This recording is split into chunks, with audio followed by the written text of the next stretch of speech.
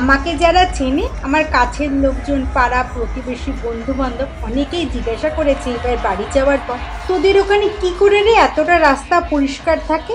তখন তাদের বলেছে যে এখানে নাগরিকও সচেতন, গভর্নমেন্ট। কিন্তু আজ তোমাদের দেখাবো ব্যাপারটা কেমন করে পরিষ্কার থাকে। প্রাইড ডে সম্পর্কে আমরা কম বেশি এখন সবাই জানি। এই ভিডিওটা বেশ কদিন আগের, মানে 30শে জুনের। সেই দিন সিয়াটেলে প্রাইড ডে সেলিব্রেশন হয়েছিল। যদিও পুরো জুন মাসটাই প্রাইড মান্থ বলা হয়, এখানে যেমন এক এক জায়গায় সবাই গ্যাদারিং করে সেলিব্রেশন করছে, তেমনই আবার এখানে কিছু কিছু জায়গায় প্রসেশন বেরিয়েছে। যেমন আমাদের ওখানে দুর্গাপূজায় বেরোয়, ঠিক তেমন আমরা যেমন দুর্গাপুজোর সময় পাশে দাঁড়িয়ে দাঁড়িয়ে দেখি, এখানেও তাই।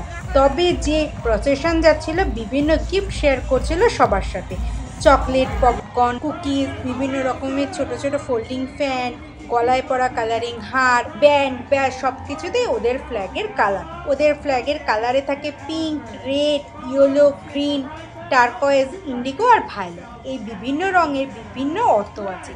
এটা এলজিবিটি পুরো সোসাইটিকেই রিপ্রেজেন্ট করে। এই যে র্যালিগুলো বেরিয়েছে, বিভিন্ন এক একটা ব্র্যান্ড আলাদা আলাদাভাবে বার করেছে। যেমন Columbia hospitality, Bank of America.